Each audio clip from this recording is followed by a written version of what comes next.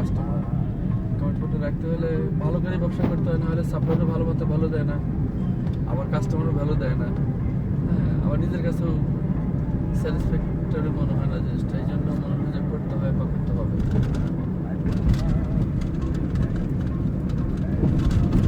But খারাপ নিয়ে তো আমি ব্যবসা শুরু করি নাই।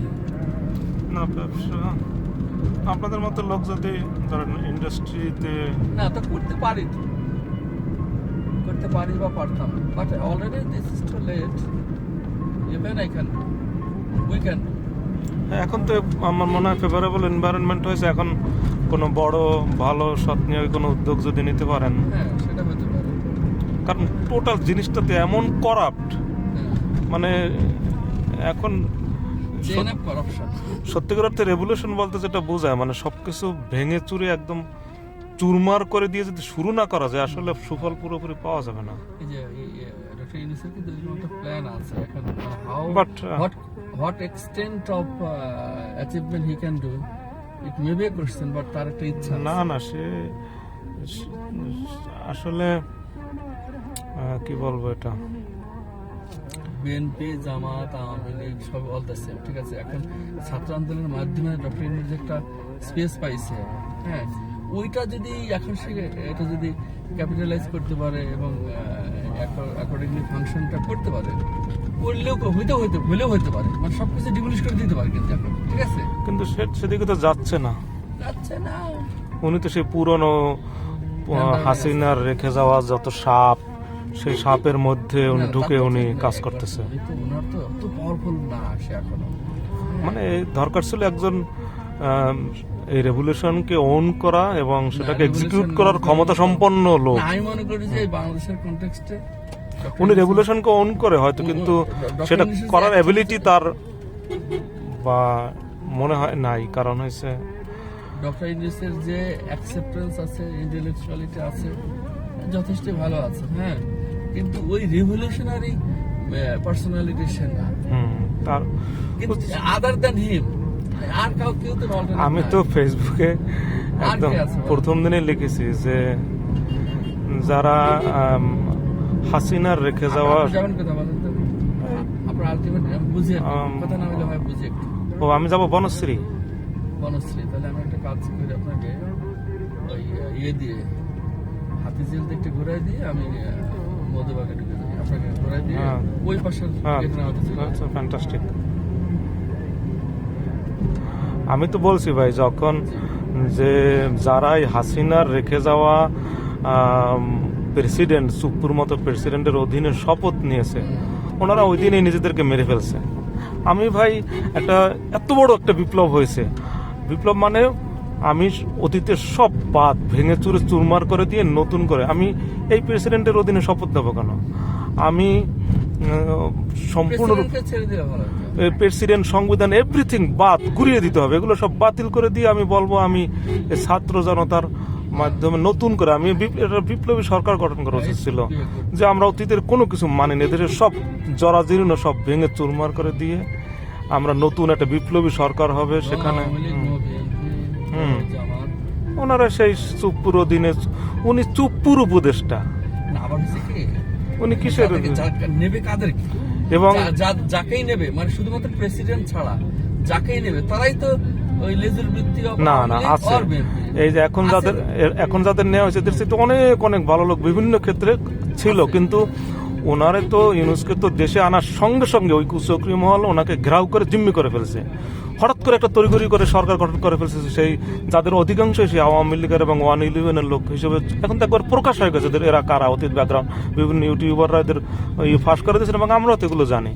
তো ওনার উচিত ছিল দেশে এসে শুরুতে একদম এই ছাত্র নেতাদের সঙ্গে বসা এবং এই অভ্যুত্থানের যারা নেপথ্য নায়ক যারা ছিল, পিনাকির মতো, কনক স্যারের মতো, ইলিয়াসের মতো লোক আরো যারা ছিল, এবং এদেশে যারা আরো গুণী চিন্তাশীল ছিল, তাদের সঙ্গে বসা, সময় নেয়া, ধীরে ধীরে একটি রিয়েল লোক খুঁজে বের করে তাদের নিয়ে একটি সরকার গঠন করা উচিত ছিল, যারা এই বিপ্লবকে সত্যিকারে ওন করতে পারে এবং এটাকে এক্সিকিউট বাস্তবায়ন করতে পারে, সেই রকমের লোক। কিন্তু উনি নিলেন কার্ডের সেই 111-এর অন্যতম কুশীলব, সেই সময়ের যারা ক্যাবিনেট সেক্রেটারি ছিল ছিল আলিম মজুমদার, এই তৌহিদ হোসেন পররাষ্ট্র সচিব উপদেষ্টা, সে তো ছিল আওয়ামী লীগের পররাষ্ট্র সচিব। তারপরে এই যে কোটায়, মানে এই আন্দোলনটা হয়েছিল যে কোটা দিয়ে শুরু, তো এই গভর্নমেন্ট গঠন করেছে কোটা গভর্নমেন্ট, এখানে হিন্দু নেওয়া হয়েছে কোটায়, হিন্দু যে উপদেষ্টা, তারপরে যে চাকমা উপদেষ্টা, সে তো আওয়ামী লীগের সচিব ছিল এই কয়দিন আগে 2019 সাল পর্যন্ত, এই যে সুদীপ্ত চাকমা, তারপর ধর্মীয় কোটা নেওয়া হয়েছে একজন হুজুর। এই গভর্নমেন্টে একটা কোটা গভর্নমেন্ট দেখা যাচ্ছে। এবং এই আলিম মজুমদার, তারপরে যে এই শারমিন মোর্শেদ, তারপরে এই কতজন তো একদম চিহ্নিত আওয়ামী লীগার, এবং কতজন তো চিহ্নিত একদম বেনিফিটেড ওই যে 111-এর সাথে জড়িত ইনভলভ, এবং গত 15 বছর যারা কোনোদিন কোনো টু শব্দ করে নাই, কোনো প্রতিবাদ করে নাই, সেই তাদের নিয়ে হঠাৎ করে সেই হাসিনার এই লোকে রেখে যাওয়া লোকজন, কুচক্রী মহল এই ইউনূসকে ঘেরাও করে ফেলে, জিম্মি করে ফেলে, জনগণ থেকে বিচ্ছিন্ন করে ফেলে, বিপ্লব থেকে বিচ্ছিন্ন করে ফেলে, ছাত্র আন্দোলন থেকে বিচ্ছিন্ন করে ফেলে, ওনাকে দিয়ে তড়িঘড়ির একটা ওনাদের সাজানো লোকদের দিয়ে একটা গভর্নমেন্ট গঠন করে ফেলছে। দেখেন কত মর্মান্তিক যে ইউনূস এত বড় একটা বিপ্লব হইল, সেই ছাত্র জনতার সঙ্গে তিনি কোনো বৈঠক করলেন না, কোনো আলোচনা করলেন না, তিনি একের পর এক বৈঠক করলেন কাদের সাথে? ক্ষমতায় এসেই সেই হাসিনার রেখে যাওয়া সচিবদের সঙ্গে। এই মাসুদ মোমেনের মতো সচিব যারা বিপ্লব মানে গণহত্যার পক্ষে সারা বিশ্বের পক্ষে বয়ান দিয়েছে, এবং 7 জানুয়ারি নির্বাচনে ভারতের সঙ্গে ভারতে গিয়ে বৈঠক করেছে, কত দৌড়ঝাঁপ করেছে এই হাসিনার পক্ষে, সেই মাসুদ মোমেনের মতো লোকদেরকে নিয়ে তিনি সচিবদের সঙ্গে দফায় দফায় বৈঠক করছে। তারপর বৈঠক করছে কে? সেই ব্যবসায়ী নেতাদের সঙ্গে, যারা সেই কয়দিন আগে মাত্র সেই যে বিসিসিআর নেতৃত্বে যে বৈঠক হলো, যারা হাসিনার পক্ষে এত কি নিকৃষ্ট ধরনের সমর্থন দিল যে আমরা জীবনে মরণে তোমার পাশে থাকবো, আমৃত্যু তাকে রাখবে ক্ষমতায়, এইরকম কথাবার্তা বলেছে হাসিনা সরকার বারবার দরকার। সেই ব্যবসায়ী নেতৃবৃন্দ মনে আছে? সেই ব্যবসায়ী নেতাদের সঙ্গে তিনি বৈঠক করলেন। তিনি বৈঠক করেন জাতীয় পার্টি যারা হাসিনার রক্ষিত ছিল আওয়ামী লীগের, তাদের সঙ্গে বৈঠক করেন। সেই খুনিদের সঙ্গে তিনি বৈঠক করেন। সেই মানে হাসিনার যে মাফিয়া চক্রের যারা সদস্য, মাফিয়া চক্রের যে ঘেরাও, যে বিরাট বলয়, সেই তাদেরকে নিয়ে তিনি বৈঠক করেন। কিন্তু ছাত্র নেতাদের সঙ্গে তিনি বৈঠক করলেন কবে? সেই 1 মাস পর, 2 দিন মাত্র, কয়দিন আগে দেখলাম একটা বৈঠক তিনি করেছেন। সেখানেও তিনি আসলে তাদের কথাটা শুনেছেন না, নিজের বক্তব্য তাদের উপরে ঝেড়েছেন, আল্লাহ ভালো জানেন। কিন্তু ছাত্র নেতাদের সঙ্গে কতটা মত, তার উচিত ছিল সময় এবং কত দূর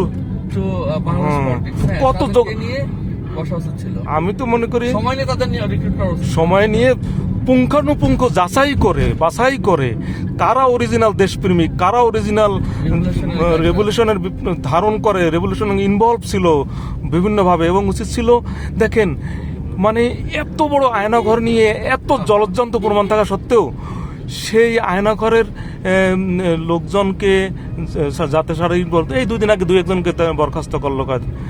কত ওনার উচিত ছিল সবার আগে এসেই সেই গত 15 বছরে বিডিআর হত্যাকাণ্ডের জের ধরে যারা যে সমস্ত সেনা অফিসার বরখাস্ত হয়েছিল, যারা বিভিন্ন সময় ভিকটিম হয়েছে, যারা বেঁচে আছে, যারা দেশে বিদেশে পালিয়েছে, তাদের সবাইকে দেশে ডাকা প্রথমে উচিত ছিল, যে ডেকে তাদের কাছ থেকে পরামর্শ নেওয়া, আর্মির বিষয়ে সিদ্ধান্ত নেওয়া।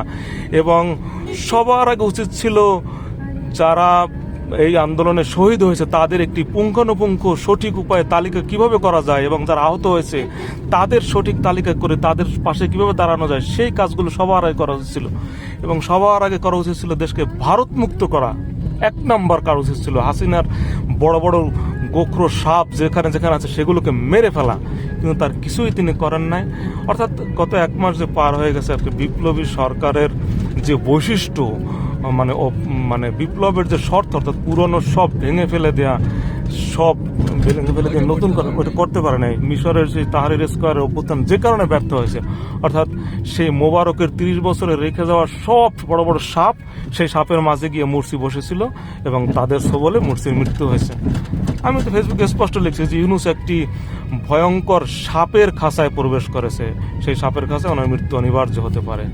কারণ সেই হাসিনার রেখে যাওয়া সাপ চতুর্দিকে ঘেরাও বসে আছে বাগানে, যে তিনি যে বাগানে বসলেন সেই বাগানটা হলো হাসিনার রেখে যাওয়া একটি সাপ।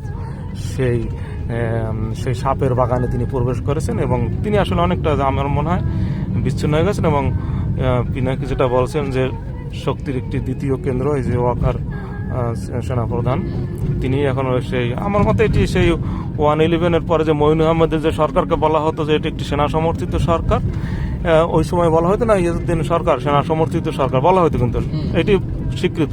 এটা ওইরকমই একটি সরকার আসলে ইউনূস।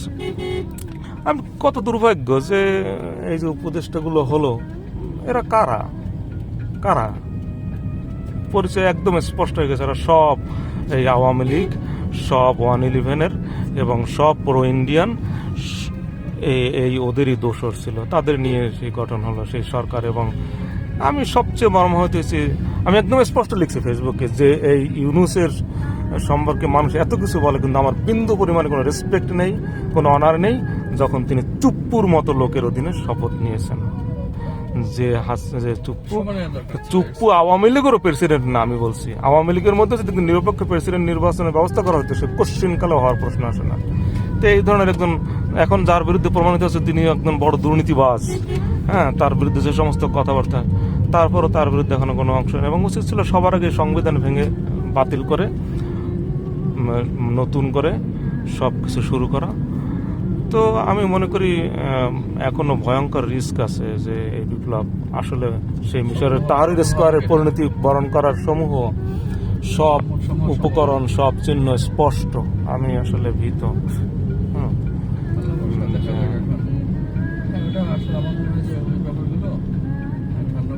সময় নিয়ে বসে সলভ করা দরকার ছিল, কারা কারা ভোট করবে, হুইচ পিপল করবে।